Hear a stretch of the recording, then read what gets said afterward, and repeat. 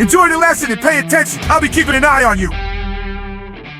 Hey everyone, and welcome back to the channel. In our previous lessons, we learned how to connect to and interact with an external database.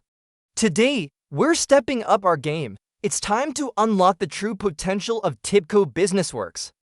In this lesson, you'll learn how to create your first web services. But first, do you really know what we're talking about? Essentially, a web service is a digital contract that the applications use to communicate. The client application sends a request, and the server returns a response.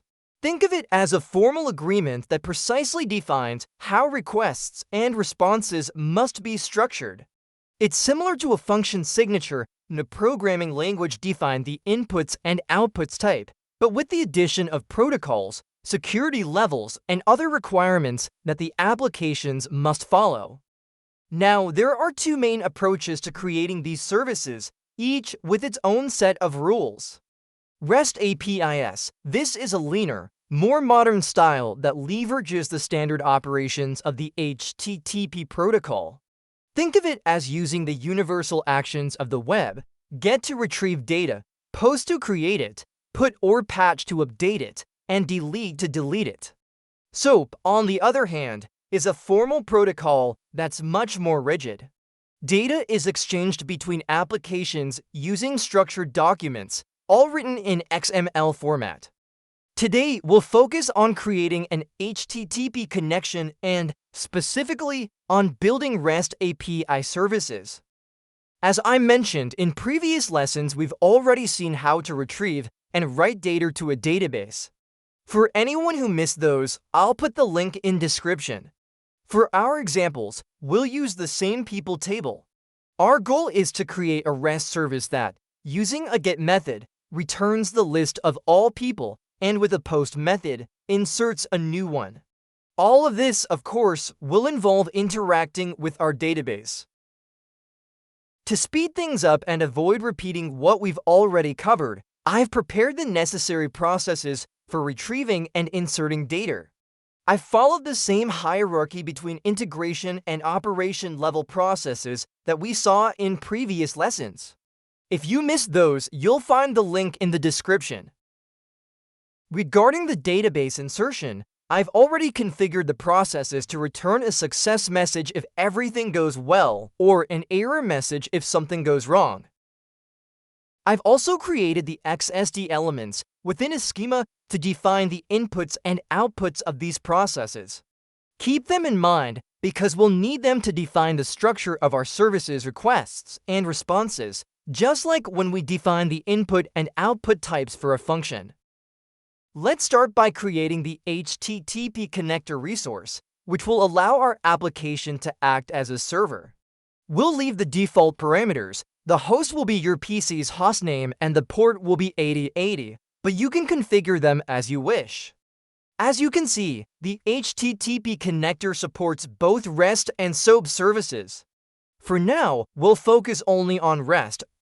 Other crucial configurations, like the maximum message size our application can accept or the response timeout, aren't necessary for this lesson. The basic settings are perfect. We'll dedicate a separate lesson to security. Now, there are several ways to create a REST service. In my opinion, the fastest and most intuitive way is to create a REST resource. This is a component process that handles incoming requests and sends back responses. During configuration, we're asked for a few key pieces of information: the resource name, which will also be the name of our process, the resource service path, which is the address of the endpoint we'll call, and the operations we want to handle, in our case, post for insert person and get for retrieve all persons.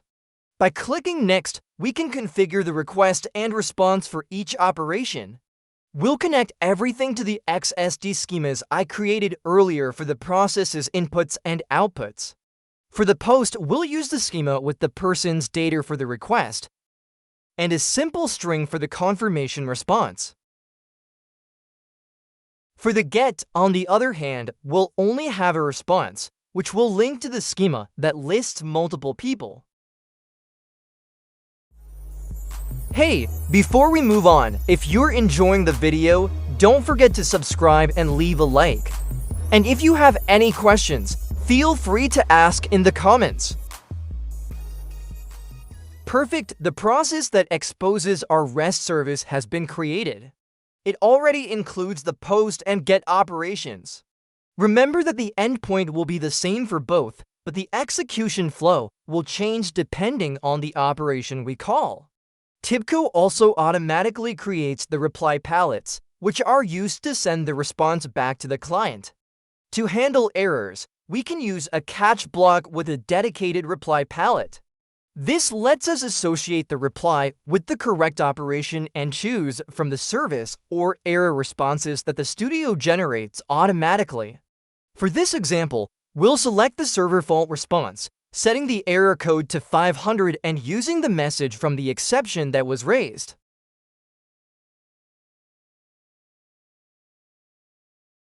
Before we dive into the development, I want to show you something really cool. What TIBCO creates automatically. TIBCO doesn't just generate the processes, it also creates all the necessary schemas for our service.